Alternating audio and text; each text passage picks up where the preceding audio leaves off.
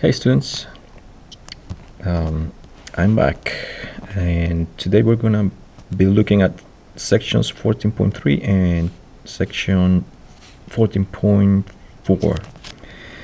Yeah, this is just a continuation of sections 14.1 and 2, where we talked about radicals. On section 14.1 we introduced radicals, and in section 14.2 we multiply radicals. We learn the rules for multiplication of radicals. So in section 14.3 we are going to learn the rules for dividing radical expressions, if you didn't already know them, because maybe you did, and if you did, good for you.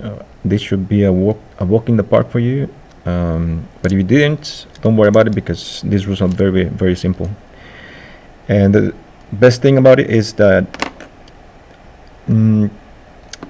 we don't have to really work with factoring that much. I mean, like almost none at all. The only really complicated expressions, if you want to call them like that, are this kind of expressions. Still, in a lot of them you don't have to factor really that much, since all of this means just one expression. So you don't have to use the rules for the rules we learned to factor, the new rules we learned to factor expressions. So this shouldn't be so hard. Okay, so let's go ahead and start with section 1. Let me go ahead and expand my screen here. There you go. And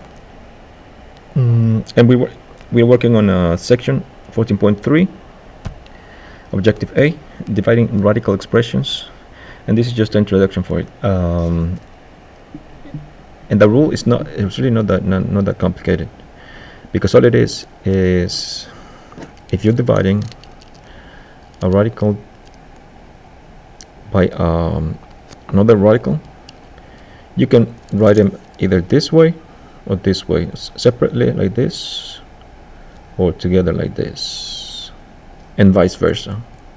Okay. And section B talks about the same thing exactly, except for they have this expression first and this expression last.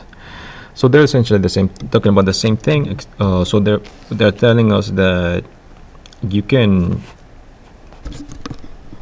think about division of radicals as being the same thing as this or this. Okay, just back and forth, whichever way you want to solve simplify the expressions. Go ahead and do it. All right, so let's go ahead and start with this example here, and let me get some paper here. Let me see. So it's talking about radicals, right? And we have expressions like that. So all this is saying here is that we can write them either like this or like this and simplify them that way. Pretty soon you're gonna be able to go back and forth without even rewriting, the radical signs and everything, because you know that this means the same thing, and that's gonna save you a lot of time. But let's say for the first two times you couldn't do that, and what you could do was rewrite your expressions like that. So for example, if they gave me that expression and you didn't know or you couldn't do rewrite it this way in your head, okay, so let's go ahead and start here. That's fine. That's not a problem, because I can see that this is a perfect square, because 5 times 5 or 5 squared is the same thing as 25. Okay, and then for the bottom number, That's also a perfect square, because 4 times 4 is 16. 4 squared, it's the same thing as 16. And I just rewrote it like this because here I can see that both of these are square roots, so you can pull them out of this radical sign, because that's a square root, so that's power of 2, and this index is 2, this is power 2, this index is 2. So all we have to do here is rewrite it outside, except for this 2 cancels this 2, this 2 cancels this 2, this 2 cancels this 2, this 2 cancels this 2. Therefore our answer should be 5 over 4 and not 5 squared over 4. All right, and let me take you back to this step right here, because I could have done this too. I could have written it as 5 times 5, and this denominator as 4 times 4, and you should have, well, you should be able with some practice, if needed, to tell that these groups of 2 mean the same thing as that. My screen froze, hold on. All right, there you go. And this group of 2 means the same thing as this. Therefore, if you were here at this step like this, you don't have to go all the way to here to this step if you already know that this means the same thing. Okay, you can go from here to here, from here, oops, to here. Yep, because this means the same thing as this, this means the same thing as this. All right, just go back and forth, and pretty soon you'll find the pattern there. You know, it repeats itself again and again. Okay, so what if I started with this expression here and not this expression? Well, let me rewrite it here. That's 25. Oh yeah, square root of 25 over 16. Well, it is basically the same procedure, except for we're working inside the radical sign. What I want to do is I want to get perfect squares. That's my goal.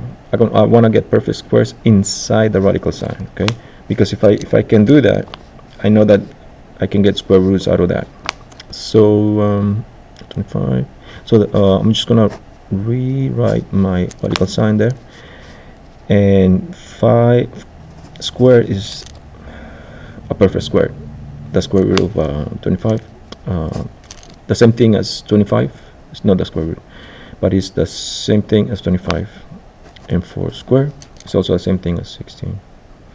So remember that the goal is to get perfect squares, as many as you can. Okay? And then just simplify it. Since I already know that these are square roots, this so I can pull them out of there, of the radical sign, because they're perfect squares, without writing the powers of 2. All right, and that should be the answer. Okay. If you want to go this route, but you can go either way, it's fine. Sometimes it's easier to use this method. Sometimes it's just easier to use this method. For example, when working with expressions like this. See, I think it would be easier to work them all inside a radical sign, but you don't have to. You can do it this way too. It's fine. Okay. All right. So let's go back over here and let's go ahead and work out one more.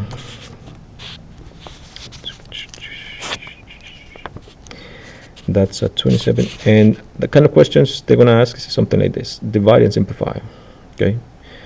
You just have to remember the rules. Yeah, the rules for dividing radical signs. Okay, radical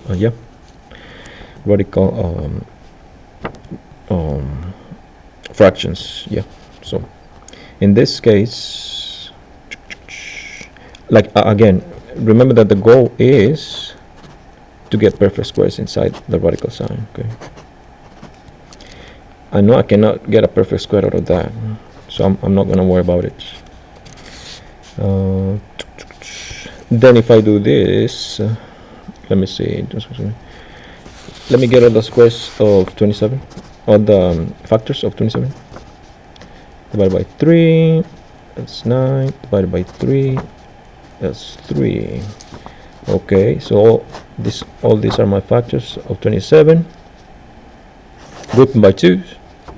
Rewrite them as 3 squared times 3. And you know that this is perfect square, therefore you can pull it out there. Perfect square, 3. Alright. You can pull it out of the radical sign. And this one stays, because that one doesn't have a pair. So that one stays. Rewrite the denominator, 3. Okay. And now I can see here that since I only have one term at the bottom there, I can factor this out, well, remove it as a factor of 1. So because square root of 3 divided by square root of 3 is just 1. 1 times 3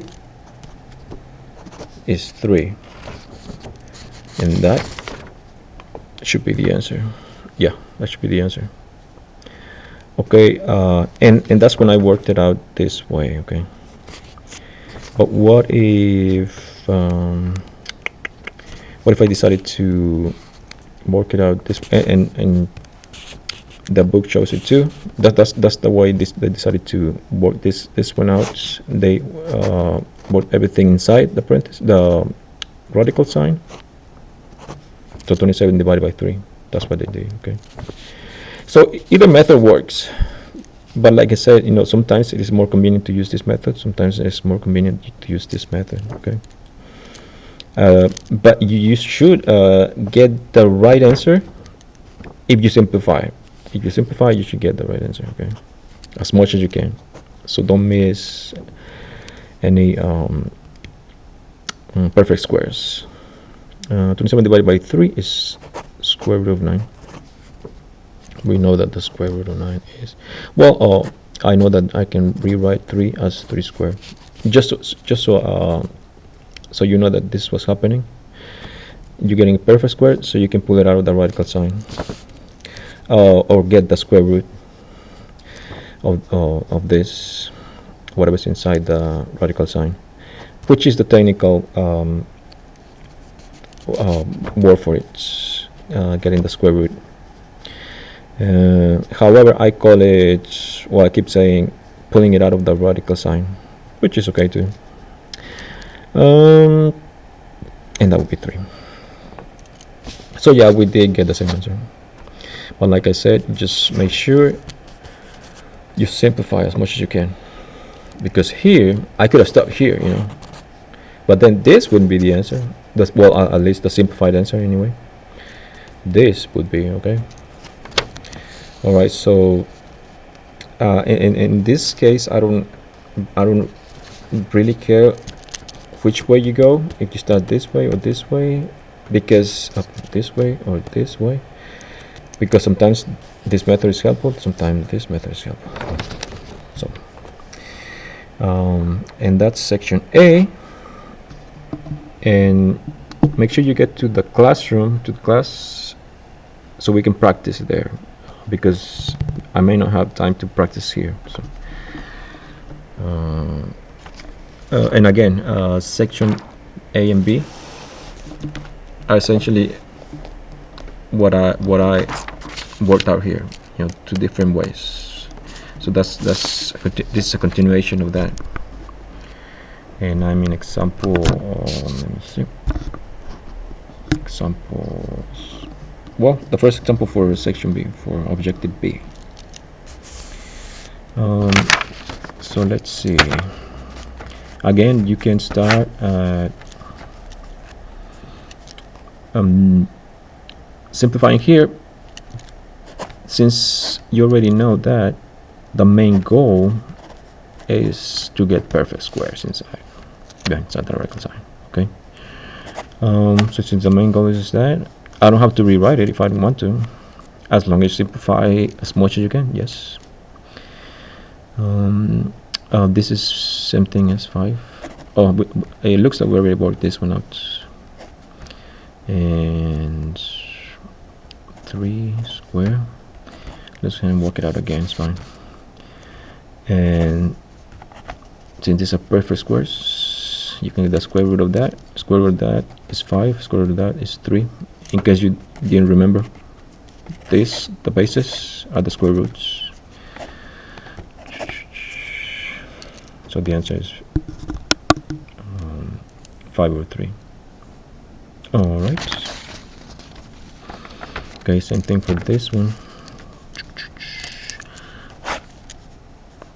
And let me work this one out this way, just so you can see that, yeah, it works. It should work. Separate, yeah. Remember that the goal is to look for perfect squares. And here the perfect square will be 1 square. Perfect square of 16 would be 4 square. Remember that the base is always the square root, so just rewrite the 1, the 4, and the 4. Or you can think of it as pulling them outside without writing the exponents. Pulling them outside of the radical sign without writing the exponents. That should be your answer. Okay. So the answer should be 1/4, and that's the simplified version of that. So yeah. And okay, for this one, I'm gonna go ahead and work it out inside the radical sign. It's fine. That's not a problem. The main goal again is to get perfect squares, as many perfect squares as you can inside the radical sign. Perfect square for 49 is 7 square, and t squared is already a perfect square. So since the bases are the square root, whenever you have perfect squares, then 7 over t should be my answer. I simplified answer, and yeah, it is. All right, let's continue. And let's work with example 6 here, because I wanted to show you something. Well, sometimes you can't get just one perfect square, and that would be nice if you did, but sometimes you can't. So let's see what happens then.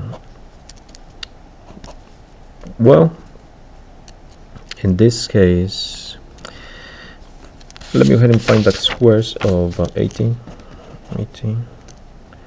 Oops, all the squares of 18 divided by 2 is 9. 9 divided by 3 is 3.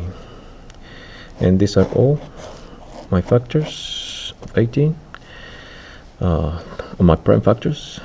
And this, I can group them in 2s. So I can rewrite that as 3 squared times 2. Alright, this is the same thing as this. Now I have perfect square in there with a residue. Okay, that's what's gonna stay inside the radical sign. So let me go ahead and rewrite 18 as 3 squared times 2. And then 50 is not a perfect square, so I'm gonna have to find all the prime factors of these two. So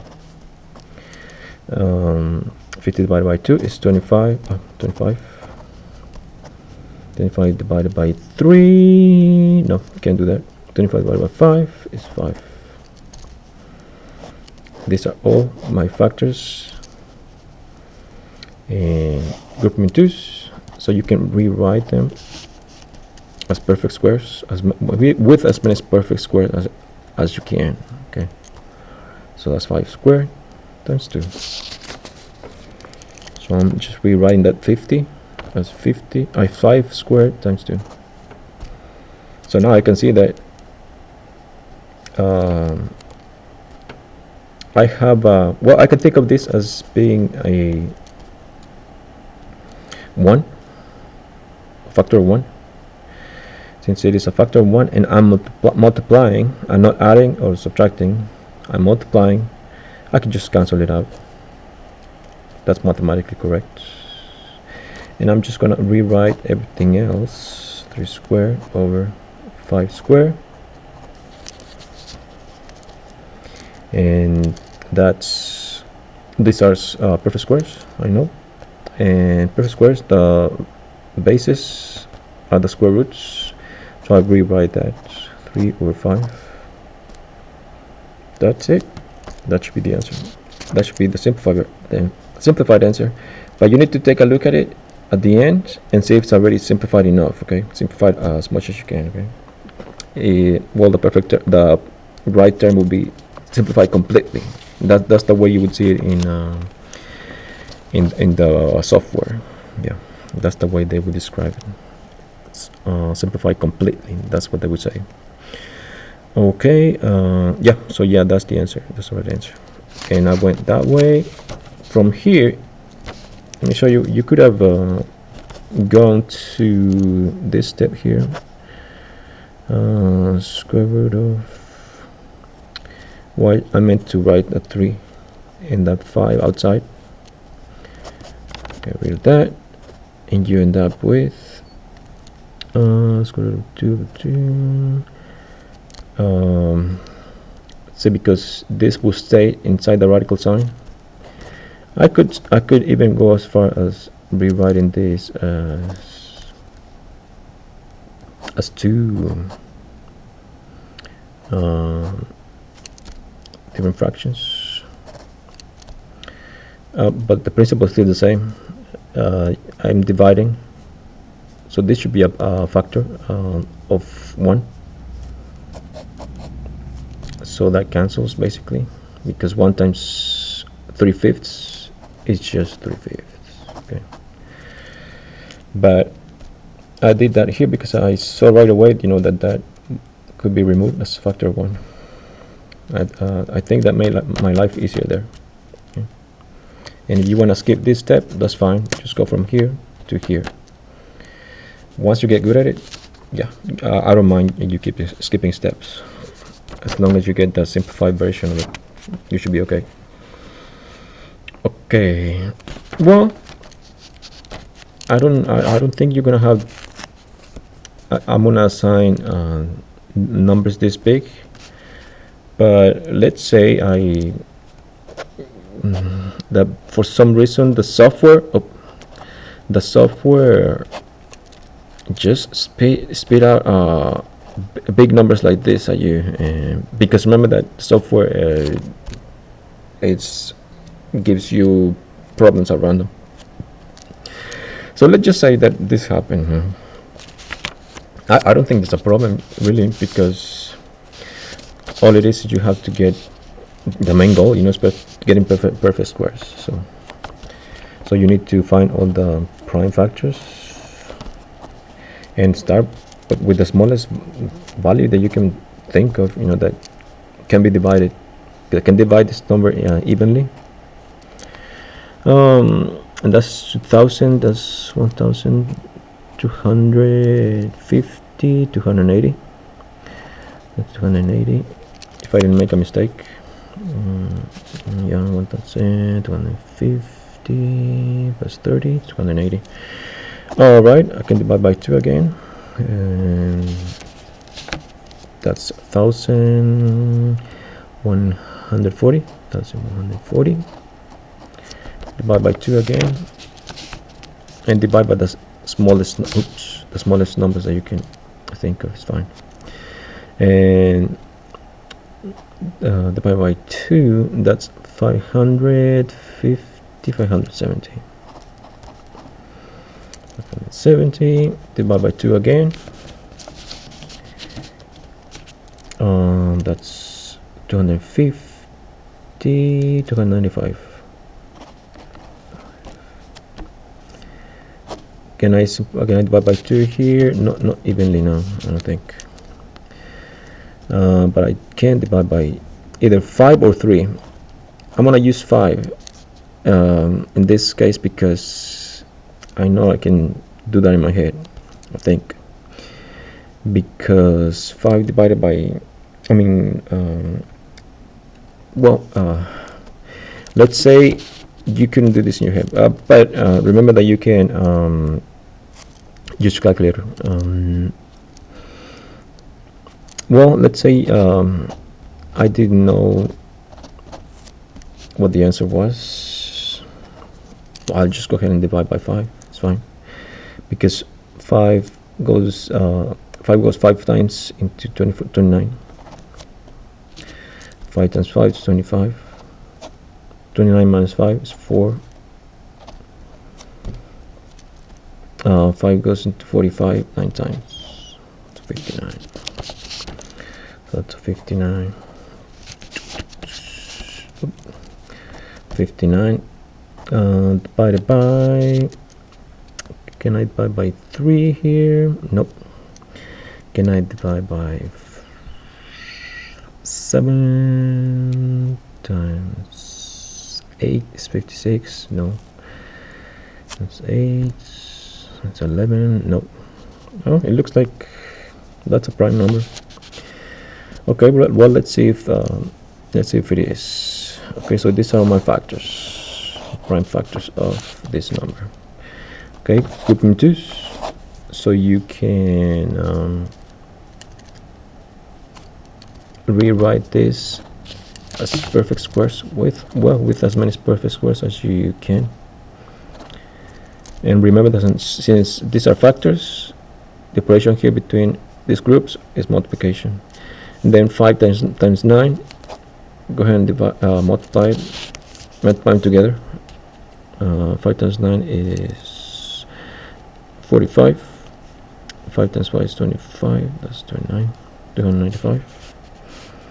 295. Yeah, that gets me back up here. That's 295. All right. And you can use your calculator. It's fine.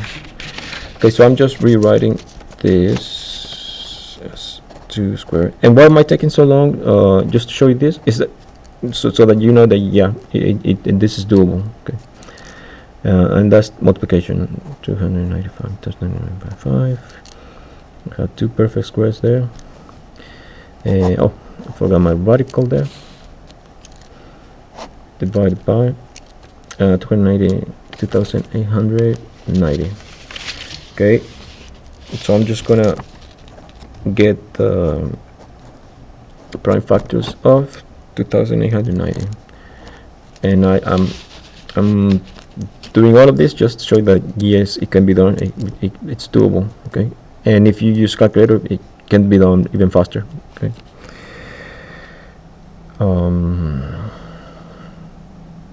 And since you're gonna be using your calculator, there's a very good chance that if you get a problem like this, you're gonna plug it into your calculator and get the answer, be done.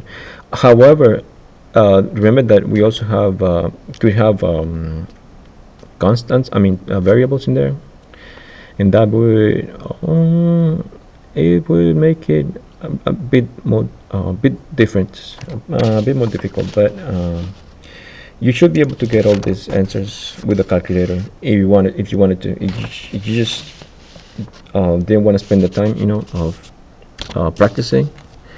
But if you wanted to practice, this is the way you would do it. Okay, divided by 2 is 1440.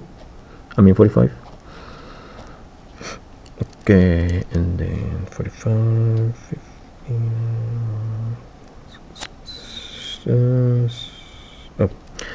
All right. 2. Well, no, I don't think you can divide that by 2, so I'm gonna use 5 there. If I divide by 5, and I'm doing this in my head, That's okay, because if I was into 14 twice, 14 minus 10 is 4. Bring down 4. If I was into 44 8 times, that's 40. 44 minus 40 is 4. If I was into 45 9 times, so 289. 289. 289. All right, let's see if I can simplify this by dividing by 2. No, I can't. Dividing by 3. Let's try that. 289 divided by 3. That's 27. That's 9. 9 times 20. 3 is 27. That's 18. Nope, can't be divided. That's too bad. That is too bad. Let me see. 289. Just 289.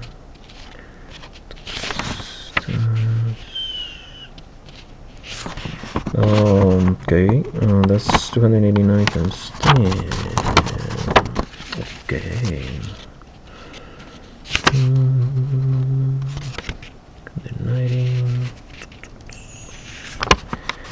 And they simplify that out to 19.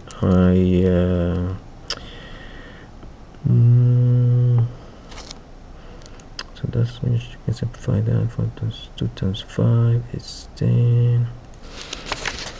Okay. Well, I run into problem there, because now they are telling me, well, that I need to factor this out like this. 280, 2 times 5. So they went from here to here. They went like 285. We know that 295 can be simplified like this. Oh, well, yeah, because so this is the problem I thought I ran into, because this the 2890 doesn't have any perfect squares. So I'm gonna go ahead and rewrite that here. However, when I factor this out, that that's gonna end up looking like 4 square, not 4 square, 4 square roots of 295. That's 289, 2890. However, here I can still simplify that. See, so that's the problem with that. Well, no, not a problem, but well, the problem would be that this is not the simplified version of it, because I can still get the factors of this number. So in other words, let me rewrite everything except for now. Oops. Now I'm gonna rewrite this as factors of 5 and 59. 59, and then this as factors of this 2 and 5, 2 and 5, 2 times 5 times 289. Then remove factors of 1. See, so this will be the simplified version there.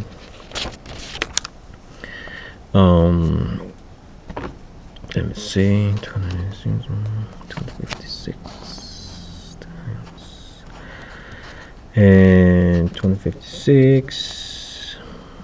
Can divide it even further. Let me see, 256. Well, they went a totally different way. Here all they did was simplify that as factors of 10, multiply that, well, divided that, remove that as a factor of 1.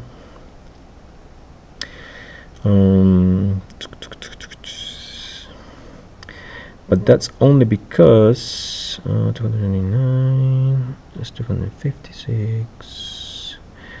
256. That's 5. That's 5.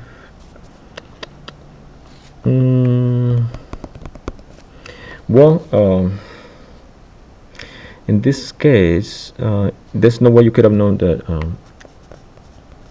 you could have removed a factor of 1.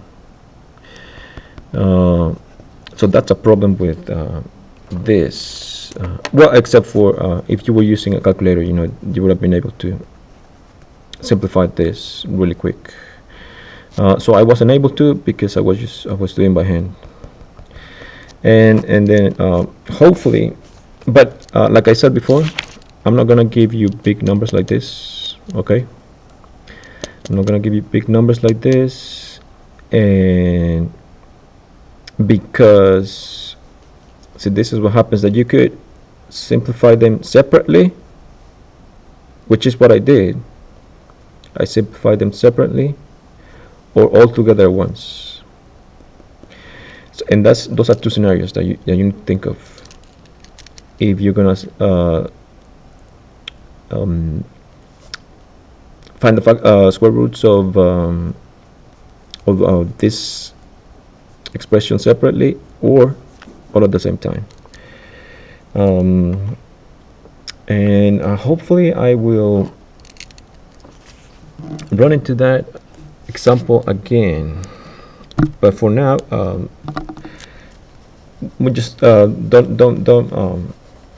worry about this, because this is a big number, and I'm not gonna use that big that many big numbers like that. Okay, so let's just kind of move on to this one, and hopefully I'll run into another example like that so I can show you what I mean. I wish I had an example that I could have written down an example, but if I run into one, I will let you know. Okay, so in here it is easy to see that if I factor out 16, let me get a new piece of paper, and hopefully I can show you what I mean in this example here, over here, if I can make it work. But let's see. I'm just rewriting now. 48x cubed over 3 square root of 3x to the 7th. Okay, so that is you can think of this as this variables as being separate, this constants as being separate from the variables too. Okay, can I divide 48 divided by 3? No, that's no, we can't. No, yeah, we can. That would be 15. 20. I mean 8. Let me see.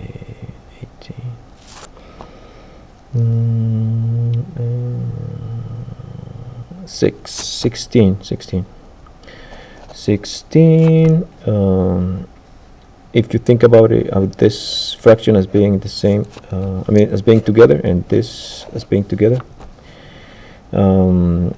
because 3 times 6 is 18, 3 times 1 is 1, plus 1 is 4, 48. Yeah. So I still have the radical sign in outside. And then think about this as being one fraction, because now I can see that I have like terms, like bases, So all I have to do here is use the rules for exponents. In this case, we want to combine these two expressions by moving either this one to the bottom or this one to the top by changing the signs of the exponents. Well, let me go ahead and move this one to the top, since I know I'm going to end up with nothing at the bottom. But what happens if I do? Well, let me rewrite everything up here to the top. I'm rewriting this x cubed, right, times x, and like I said, use the rules for exponents. When I move this from the denominator to the numerator, I change the sign of the exponents. Okay, so that's what I did here. Now I have like bases and I'm multiplying, so those are the two things that I need, so I can use the rules for exponents here when I have like bases.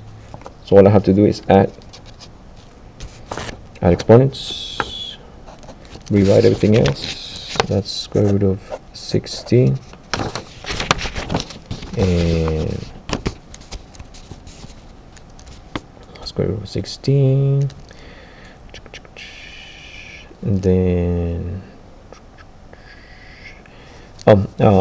x, keep my base, subtract, that will be -4 here, and here, since we don't want negative exponents in mathematics, then all I have to do is move it to the bottom, to the denominator, by changing the sign of the exponent.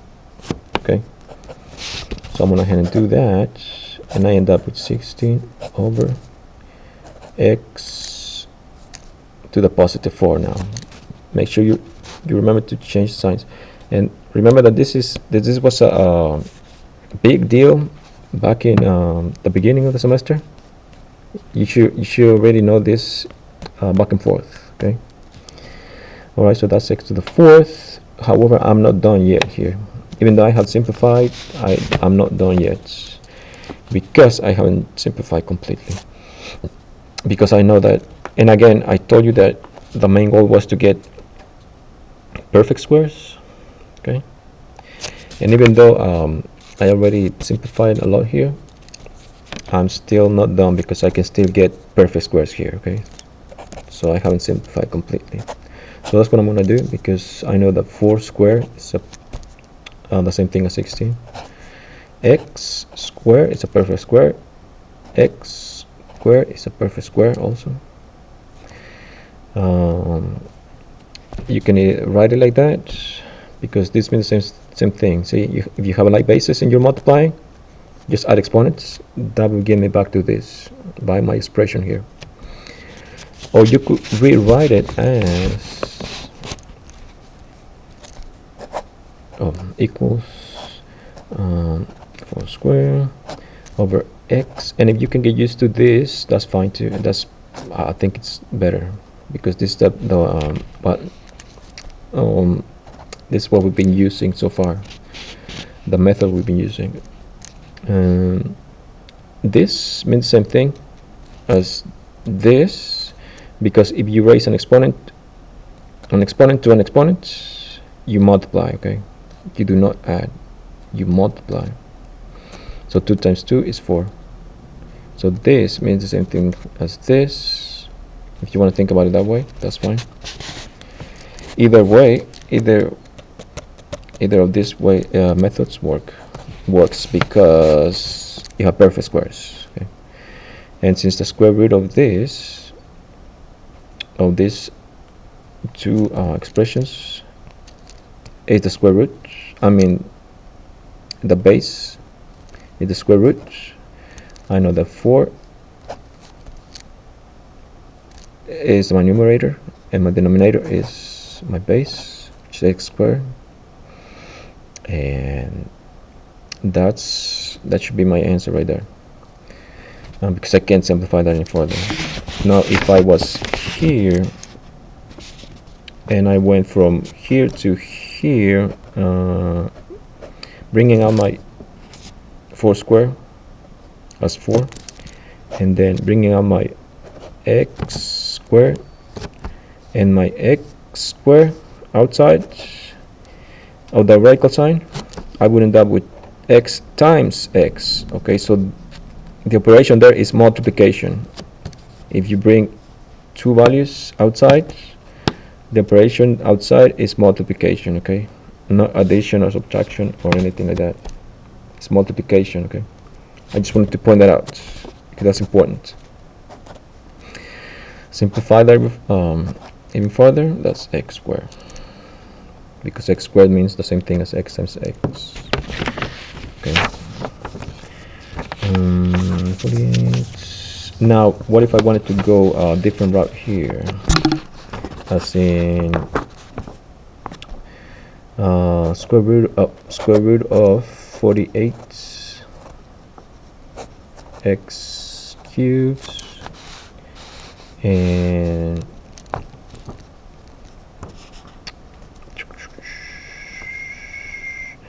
divided by square root of 3 x to the 7th. Well, I could go like this. Find all the factors of 48 divided by 2, that's 24, divided by 2, that's 12, divided by 2 is 6, divided by 2 is 3. So all of these are my factors. Group them in 2s so you can rewrite them. That's 2 squared times 2 squared and times 3. Okay, so square root of 2 squared times 2 squared times 3. Okay, and this stays as 3, except for I can find the perfect squares of this. If I multiply like basis, that's 2 plus 2, that's 4. That accounts for 4 of this. This accounts for 6 of this. Just write another x in there. That's one way of doing it. Alright, now we're here. Just bring all of them out, bring all the perfect squares out. That would be, oh, here I'm missing this x, so that's x squared times x is the same thing as adding the exponents, and that gives us this. Okay, and so now we are ready to pull out the perfect squares out of the radical signs. So that I'm just going to work down here. That's 2 times 2 times x, and the square root of 3 over x. That stays inside. This 3 and this x stay inside because they don't have a pair of the same. And then for the denominator, pull out all the perfect squares. That's x times x times x, and inside you're gonna keep the 3x. Let me see. If we did everything correctly, then it should work. All right. And I think we are done there. Yeah, because this 3x stays inside the radical sign. Okay, so now, see, now I can see here that I can remove factors of 1. See, I don't have to do anything to that one because I know that's a factor of 1. What other factors of 1 do we have? This one and this one. Okay, that's just rewrite this. 2 times 2. That's 2. And x.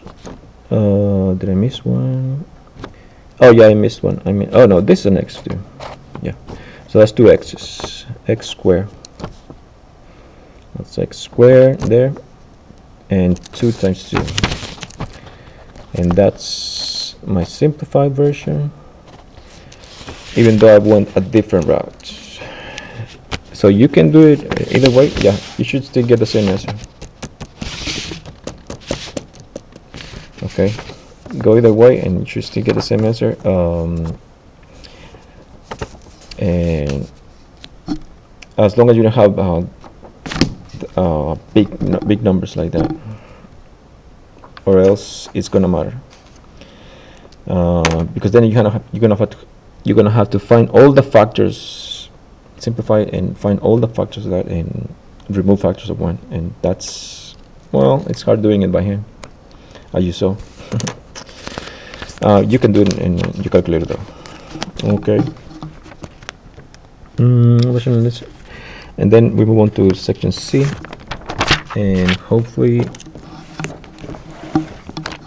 this video doesn't get too long. Okay. Rationalizing denominators. Well, this is one of those words or terms you have to learn. The word rationalizing. Okay, you need to memorize that. You can. Rationalizing, rational, as in rational expressions. That means when you have fractions in mathematics, we do not want square root or radicals at the bottom, okay, as the denominator. We do not want radicals in the denominator, because let me hold this paper here real quick, because this can be rewritten as square root of 2 over the square root of 3, remember? And since this would be the sort of simplified version, this would be wrong, because in mathematics we don't want radicals in the denominator. Okay, so that's what rationalizing will do. We need to rationalize this expression, rationalize it, and get rid of the radical sign from the denominator. Okay, it is easier than it sounds. Okay, it's probably harder to memorize that word right there. But just think about the word rational, a rational number, fraction. Maybe that helps. And then just add rationalize. Just add IZE. Rationalize, rationalization, rationalize expressions. And that's when we're talking about radical signs. Okay, we do not want radical signs as denominators. All right, and since we already know that, then I know that this radical sign can be moved to the top or away from the denominator if you multiply times a1. Okay, I'm just gonna move it up here. That's fine. If you multiply times 1 in the form of the denominator, in the form of the denominator. Well, the radical sign, whatever you have inside the radical sign, and the radical sign, because it doesn't have to include the whole denominator. Okay. In the form of 1. Why? Because if you multiply, and since we already know the rules for multiplying radicals, you multiply the numbers inside, right, or the radicands, and that turns out to be a 9. Okay, 3 times 3 is 9. Okay, 2 times 3 is 6. Okay, and I'm right here. However, I can still simplify this because now I can get a perfect square out of the 9. And that's why we needed to multiply by the same value inside the radical sign, because that gives me a perfect square. Okay, so that's the key. If you multiply times any other number, any other value, you're not going to get a perfect square. Okay, so if I rewrite this, I cannot get a perfect square out of that 6. Okay, so I just rewrite it.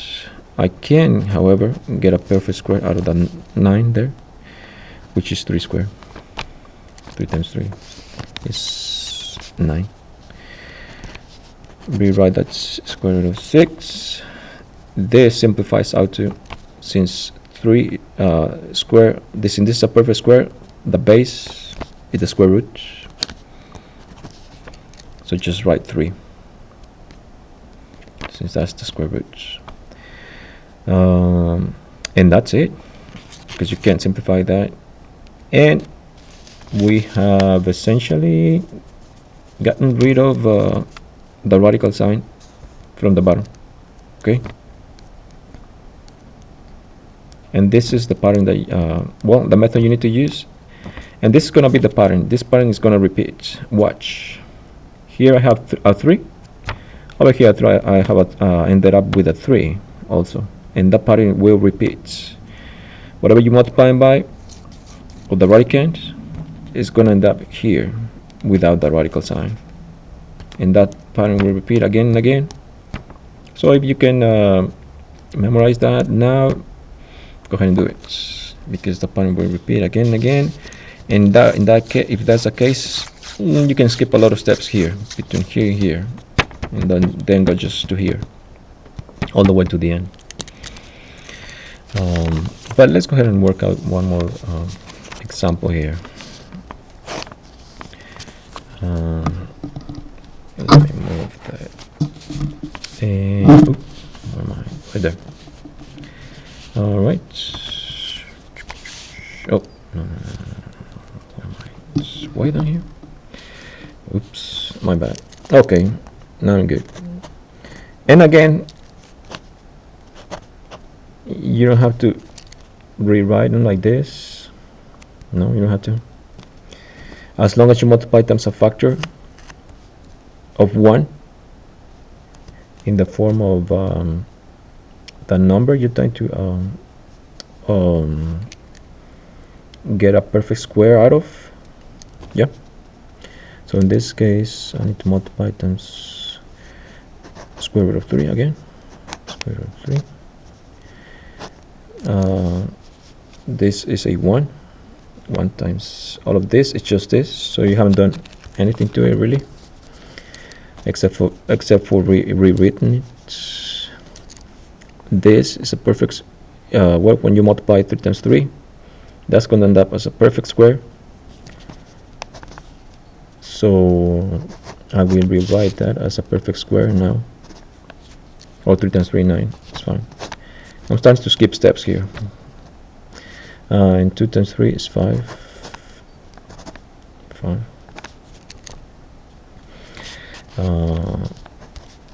I can't do much else with the square root of 5 there, so I rewrite it. The square root of 3 or a perfect square is the base, so 3 should be the square root. Okay, and that's as far as I can simplify that. Okay.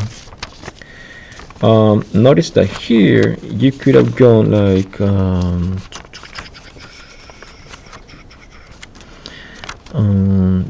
did I mess it up? Oh no, that's 3. 2 times 3 is 6. Right there. Okay, that's fine. I made a mistake because I'm going fast. All right. Oh, I was about to tell you that, yeah, you can work it inside the radical sign. It's fine, as long as you multiply times make times a 1 in the form of the number you're trying to get the perfect square out of. So times 3, right? Times 3. Yeah. However, I don't like using this method in this whenever I'm rationalizing expressions, because I can see that one as well as as with this method here. But that's up to you, okay? But like I said, just go back and forth. If this method is easier for you, go ahead and use it. If this one is easier for you, go ahead and use it. I don't have a problem with that. Okay, so in this case, that's 6 on in the denominator. I mean numerator, and the denominator is 9, which again is a perfect square. So I'm just gonna ahead and rewrite everything with a perfect square at the bottom, just to show you that that's what's going on. You can skip steps as many as you need to. It's fine. I don't have a problem with it. And then from here, I don't have to write the radical sign the denominator anymore, because I'm getting the square root of a perfect square, which again we said the base was the square root. So I just write 3 there, and this 6 you can't simplify it anymore further. So the answer is square root of 6/3, which is, they gave us the same answer except for we went a different route there. Okay. All right. So either way works there, and it didn't get complicated because we didn't have very big numbers. Like for example here, I have an 18 there. See, in this case, well, in this case they worked everything inside the radical sign, and then when like which value can we multiply as a factor of 1, and that way we can simplify it. Well, in this way they did it. They got the factors out of the 18 there first. You can do that too, it's fine. I don't have a problem with that. However, you can still use this method, and I would say use this method as much as you can if you want to, because it's not as confusing, I don't think. Even though if you go this route, you can simplify it first. You can simplify it as much as you can, and that would be nice. That's good. It works out too. However, if you're just starting, I think it's okay if you use this method. Watch. Just multiply times 1 in the form of the radical you're trying to move. Yeah, the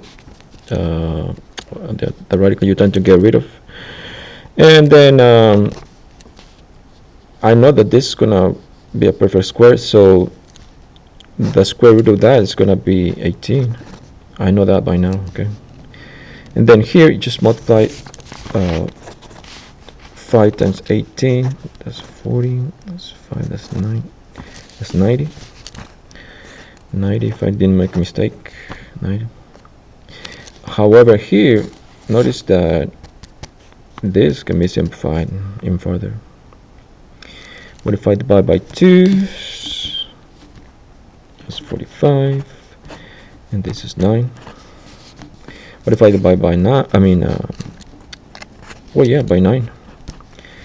45 divided by 9 is 5. So the answer is 5. Is it really? Unless I'm, yeah. It looks like I made a mistake there. Let's see, 18, 45, 9, 90. That's 90 divided by 18. Oh, okay. No, that's 18. 18 squared. 45. And oh, okay, yeah, I made a mistake here because that's square root of 90. Okay, so watch out for that too. Yeah. So because I got rid of the radical sign here, I did it here also. So that was my mistake. So that this can be simplified as by factoring. Factoring, getting all the factors of 90. That's 45 divided by 3. That's 15 divided by 5. Well, by 3. That's 5. That way we can get 3. Rewrite it as 3 squared times 2 times 5, or 3 squared times, well, let's leave it like that, because we might need to write it this way, because remember that we have an 18 at the bottom. We might need to simplify it. So let me rewrite it under here as 3 square root of 3 squared times 2 times 5. Well, in this case we can't, because it's going to stay inside. This is going to stay inside the radical sign. So if I rewrite this, I'm going to pull out that 3 square outside from the radical sign. The 10 stays inside. Rewrite 18 here, and 3 and this, and 3 18s can be simplified as 6. Well, let me rewrite this here, and 6 at the bottom, so 10. Yeah, that should be the answer. Square root of 10 over 6. So yeah, I just wanted to show you that here they simplified inside the radical sign first. I didn't. I multiplied. Okay. Now this method could work better whenever you have a long expression like this. Okay. So I'm not counting it out entirely. So just keep that in mind, because the expression like this can be simplified inside the radical sign like they did here, instead of multiplying it like this first. Okay, times 80. Even though this works out sometimes, sometimes this method works better. Okay, so just a matter of practicing, I think. I don't really think that's an easy way of telling when to use each method. Okay. Okay, so I don't want to make this video too long, but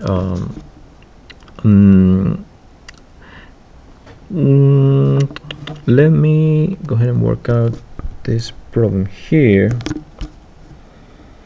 since it includes variables. All right, and okay, they did it. How did they do it? They went like square root of 3, square root of 3. They simplify, multiply times square root of 3.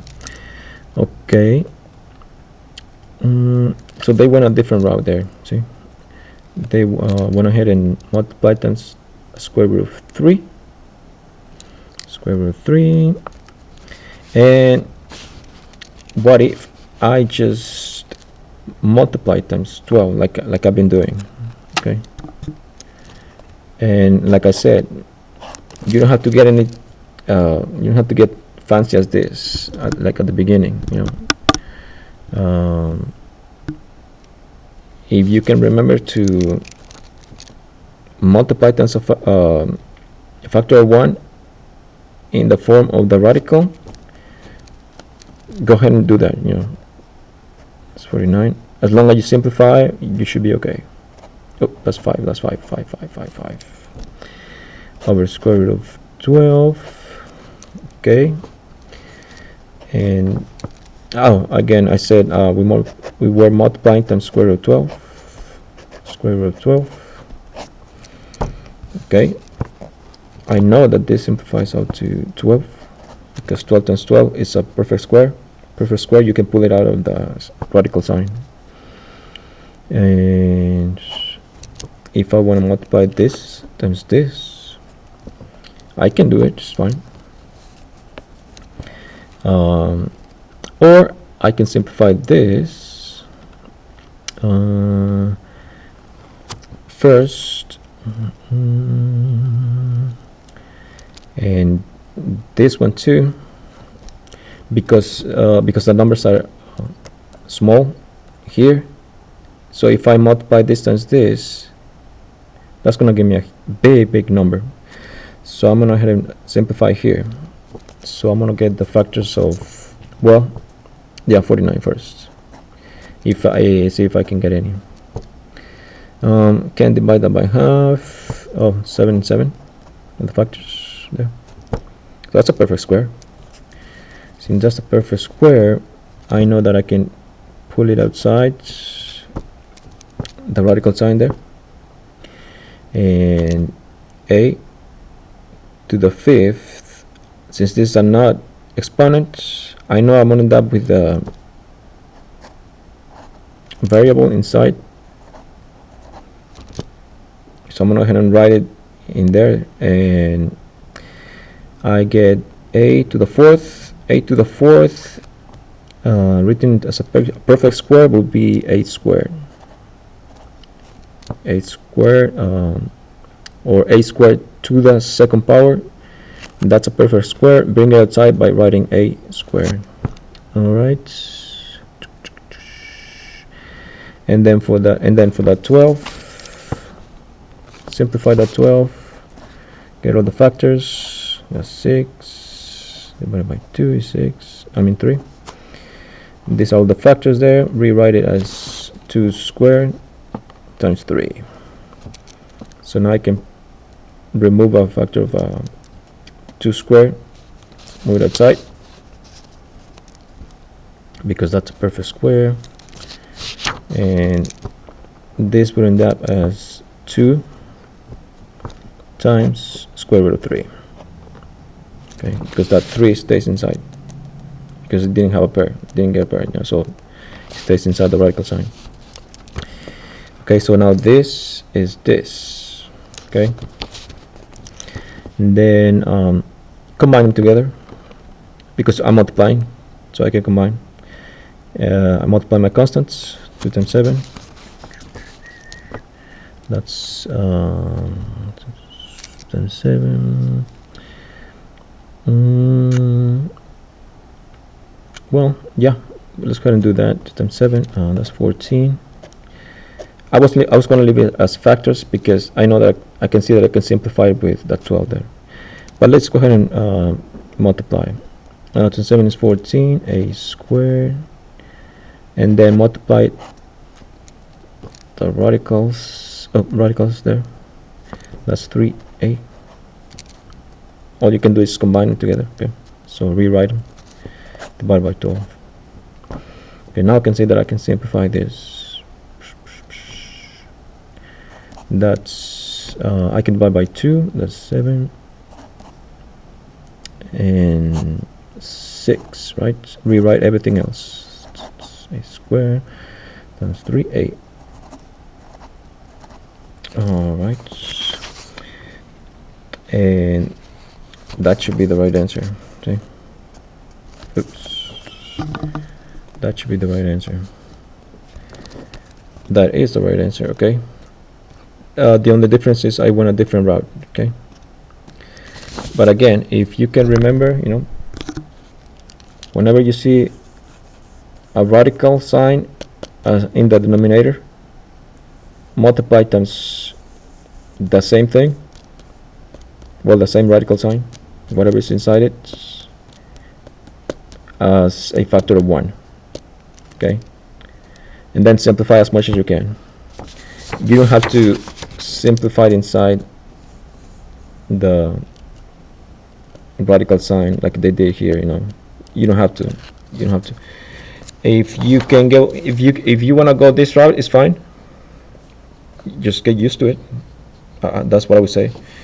The only reason I would suggest you do it this way is because at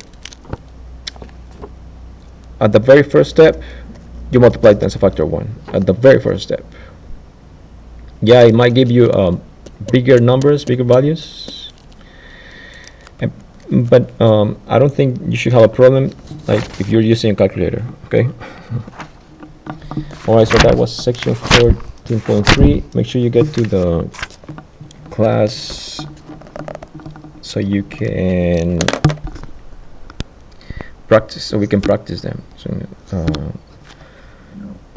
because here I'm just explaining the steps basically. Okay, so now we move on to section 14.4, where we talk about addition and subtraction of radicals. The rules still apply for multiplication, but we're going to include addition and subtraction, and the rules for order operation still apply here, and you'll see what I mean. So what's the rule for adding? Okay, well, when you add, the best way to think about it is that you need to treat the radical signs, and whatever's inside, of course, as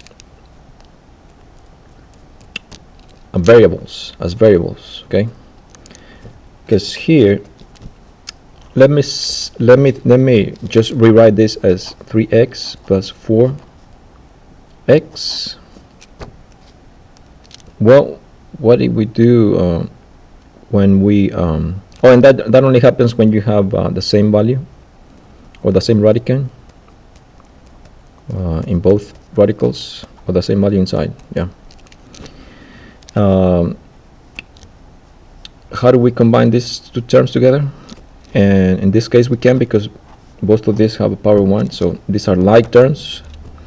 So that's exactly what I mean. You can think of it, of these radicals, since they have the same values, as being like terms. What do we do here? Well, all I have to do is add, since that's our operation.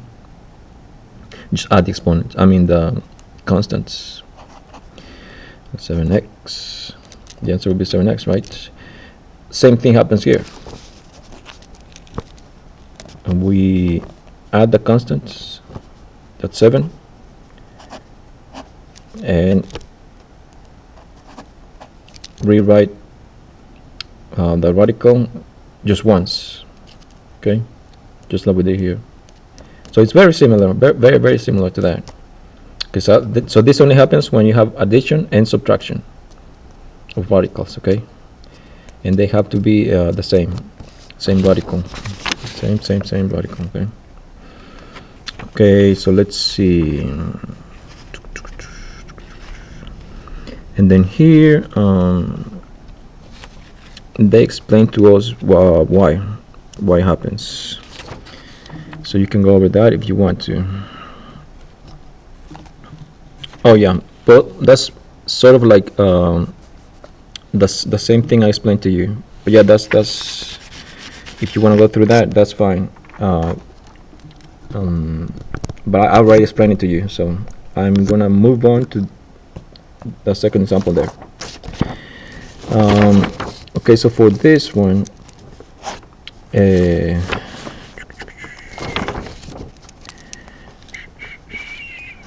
if you have 5, so 5 square root of 10 times square root of 2 minus square root of 18. Well, I know I have a subtraction there, and then the thing is, can I simplify this? And if you can find perfect squares inside the radical sign, then yes, you can. Okay, so that's one way, of checking yourself. Have I simplified completely or not? Well, if you can get factors, perfect squares, I mean, inside the radical signs, then no, you're not done yet. Okay, so let me see if I can get any perfect squares out of the 18. 9. 9 divided by 3 is 3. Okay, so yeah, I can rewrite that as 3 squared times 2.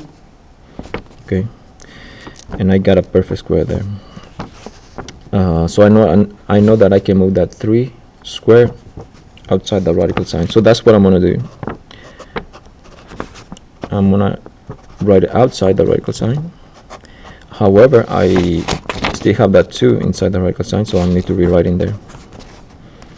Okay, so now this expression looks like this, and they are still the same, the equivalent equations, equivalent expressions, however written differently. Okay, but now I can see that I have same radicals, like radicals there, and then just combine them together by adding. 5 minus 3 is 2, and then rewrite the radical, and that should be our answer. Yeah, that is our answer. Okay, and so yeah, the rule is to treat radicals as though they were variables. Use the same rules that apply there here too. However, if you find yourself with a situation like this, make sure you simplify it and see if you can get like radical like the one you already have. Okay, so don't think that this would be the simplified version there. Okay. All right, so let's move on to this one.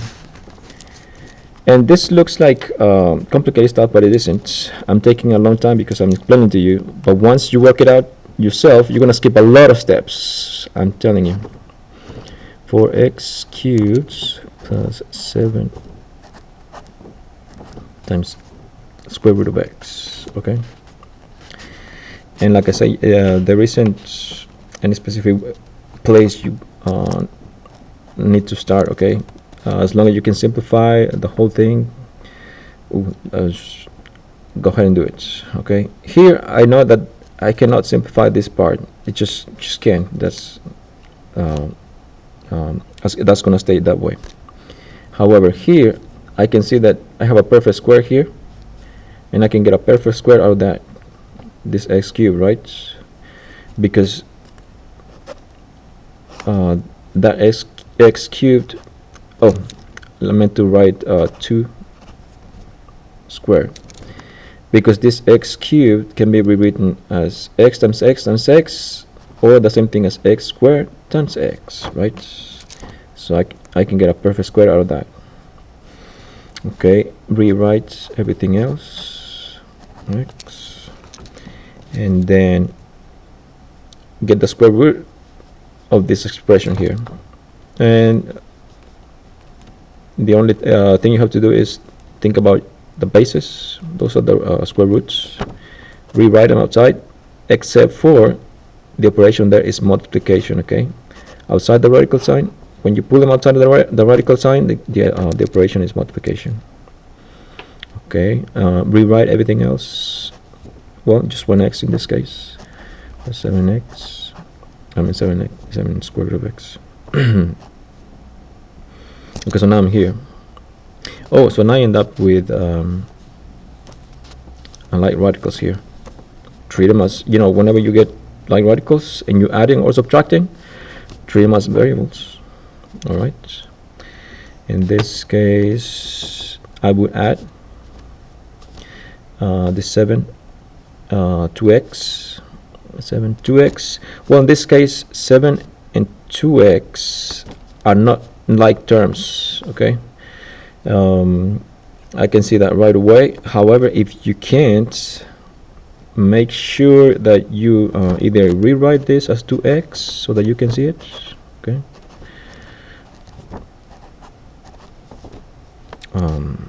And maybe now you can see it, that this 7 and this 2x are not like terms, so you cannot combine them. All you have to do is, all you can do is rewrite them, just write them together. And the operation was addition. Okay, so 7 plus 2x, 7 plus 2x, so square root of times the square root of x. I believe that should be it. Yeah. 2x plus 7, yeah, times the square root of x. Okay.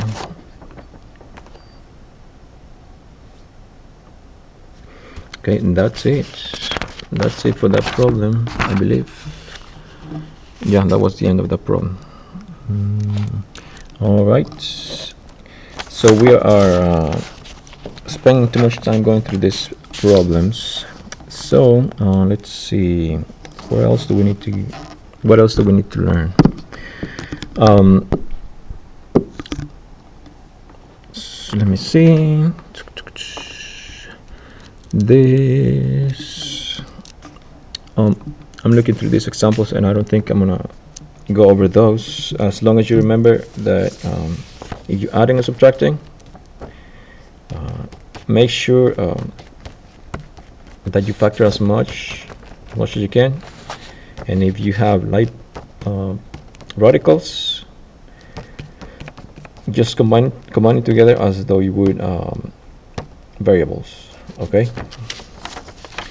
All right, so now we move on to multiplication. This means multiplication of as in order operation, you know, or just well, yeah, of course, multiplying radicals, but notice that here I have two expressions inside the radical sign there, two terms that I cannot combine because these are not like each other. Now, if they were, you could just add them up, right? Because that's the rule. However, can't do anything, can't combine these two together. You'd be tempted to simplify that, but you can't, because that's a prime number there. So the only thing I can think of doing is follow the order of operation, right? Parentheses first, couldn't do anything there, then just go to multiplication. Okay, so that's what I'm gonna do. Okay.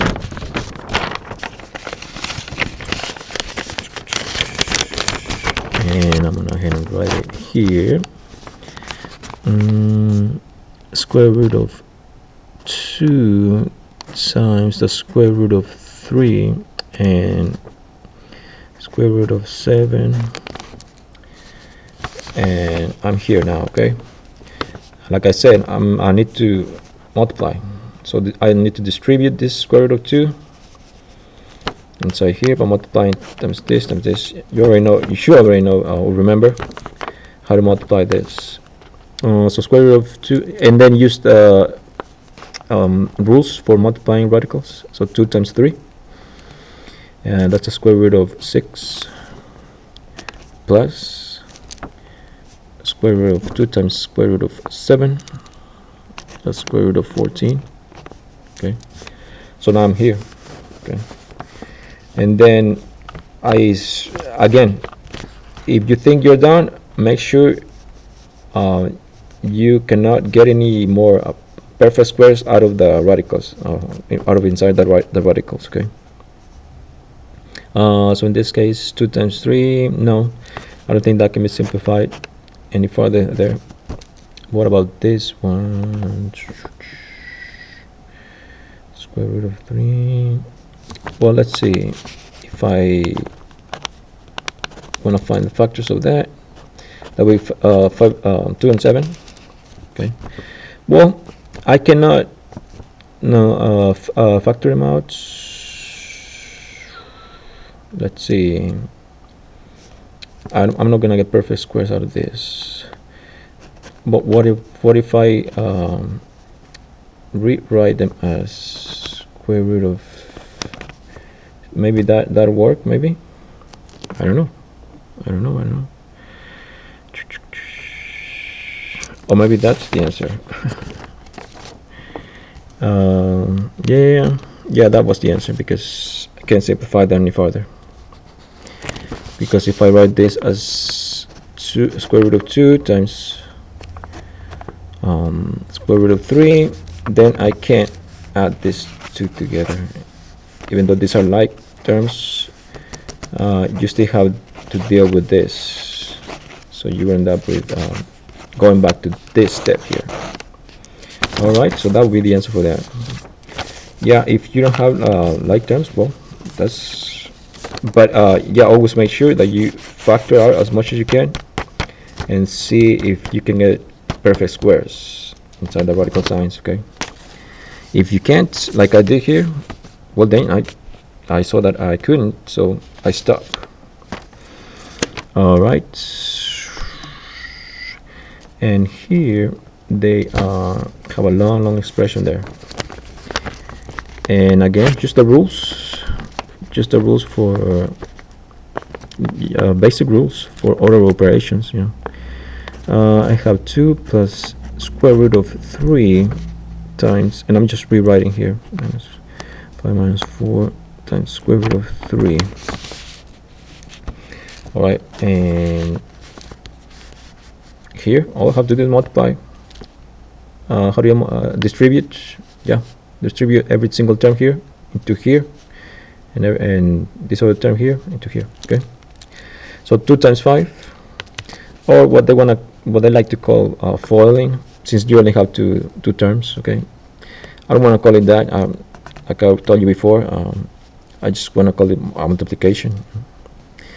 2 times 5 is 10.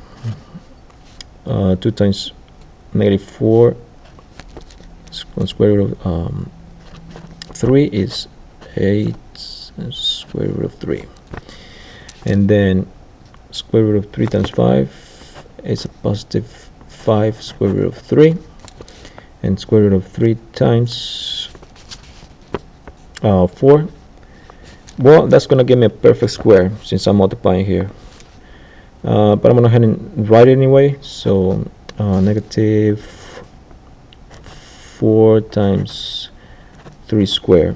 Okay, and I know that I can pull it out of the radical sign there, multiply times 4 there. Okay, so I will rewrite it as 12,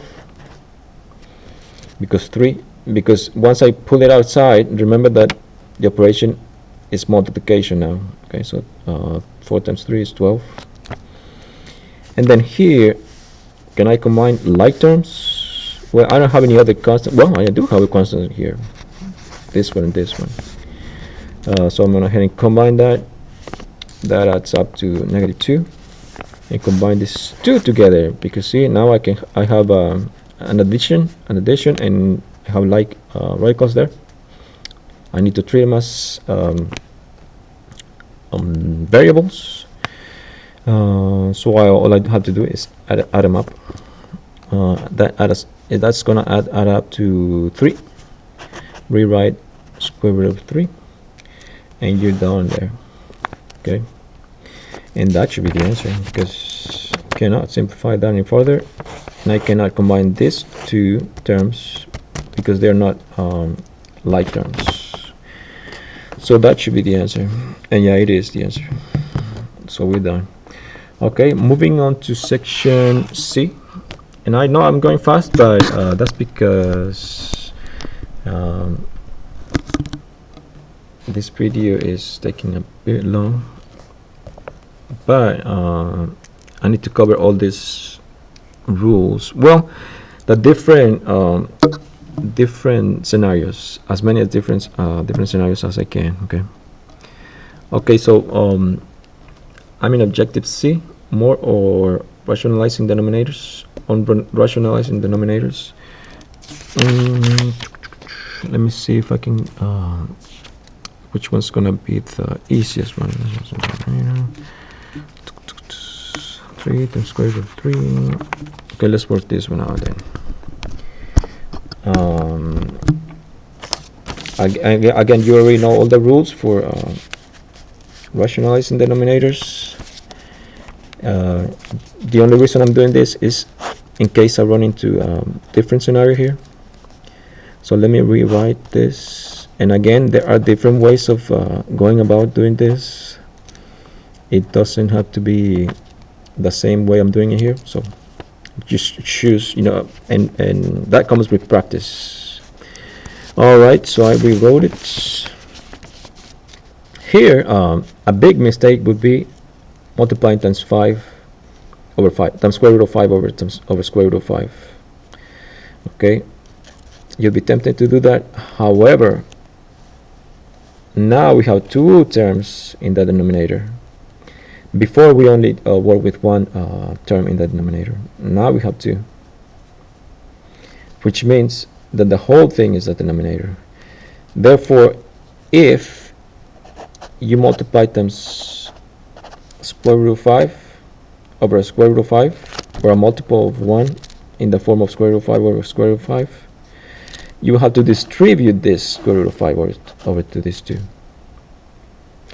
And that's you're going to end up with 2 square root of 5 plus, yeah, you're going to get a perfect square here, and then get the square root of that will give you a 5. Okay, that will give you a 5. Yes.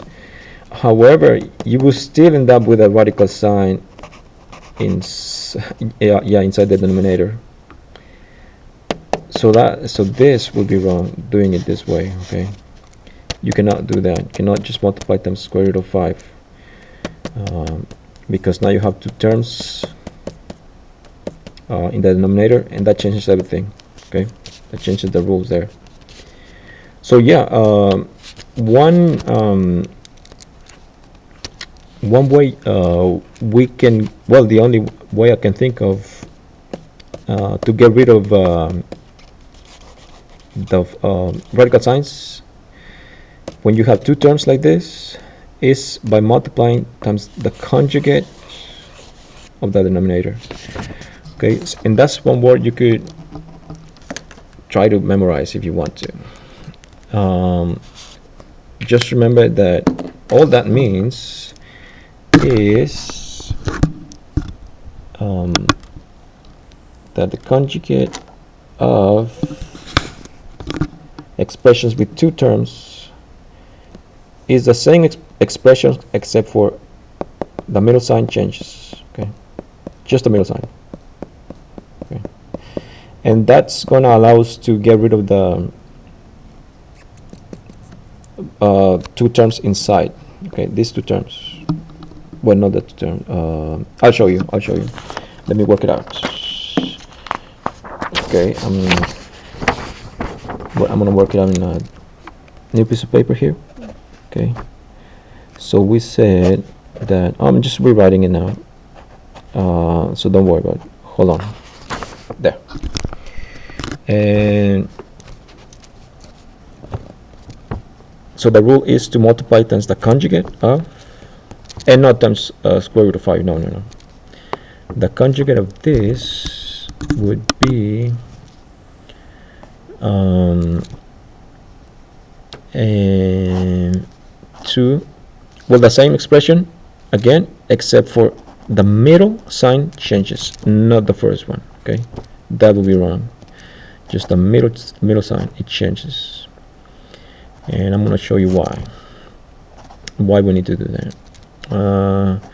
So I'm just multiplying times 1, right, in the form of 2 minus square root of 5. Okay, so this is still mathematically correct. Okay, we're good. All right, so I'm going to multiply. I can think of this as being 2 factors, right? I'm going to go ahead and distribute FOIL, if that's the way you're used to calling it. 2 times 2 is 4. 2 times, well, I'm going to go ahead and distribute that there. So you can see what I'm doing. That's a negative 2 square root of 5 So all you can do is combine them together. That's all. Well, rewrite them together. Then distribute this square root of 5, and that will give me a positive 2 square root of 5. And then multiply last terms there, and that's gonna give me a perfect square, well, a negative perfect square, which I can pull out of the radical sign as 5, okay, because 5 times 5 is 25. 25 is the same thing as 5 squared. 5 squared, you can pull it out of the radical sign as 5. All right. And notice that here these two terms should look the same, exactly the same, except for the signs are different, and that's how we can get rid of the middle terms. Okay, we see this is how we can get rid of the radicals, the radical signs, because we ended up with a negative and a positive like term, so they really are the same thing. Yeah, get rid of those, rewrite everything else. That's 5 minus 5. 5 minus 5. 4 minus 5 is negative 1. Negative 1. Notice how we ended up with constants, which is what we wanted, because we wanted to rationalize the expression. Okay, we want to get rid of the radical signs. All right, and since I multiplied this times this, I need to multiply this times this. You can think of this as being grouped. You could probably see it better if I write parentheses around it. Okay, so 3 times distribute, 3 times 2 is 6. 3 times negative square root of 6 is negative 3 square root of 5. 5. And then divide by, I'm just rewriting this up here. Oops, that's a negative 1. Okay, if I divide by a negative, if you want to think of this as being 2 fractions, as in 6 over negative 1 minus 3 square root of 5 over negative 1, you can do that too, it's fine. No, let me see. Yeah, you can, because now you have a subtraction. So these are 2 different fractions, and now you can see that this negative 1 changes this sign here. Okay, in case you didn't know that it was going to affect both signs here. Okay, now you can see that this sign affects that sign. If you're dividing that, I change that into a positive 3 square root of 5. Okay, so this division by a negative 1 changes both signs. Okay, all right, and it turns it into this. All right, and I can see that I cannot simplify that any further. Not this, not this. This cannot be combined together because these are not like terms, so I'm done. So that should be the answer.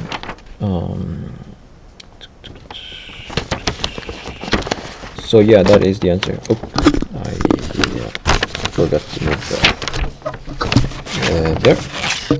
Yeah, so that is the answer. Okay, 6. Yeah.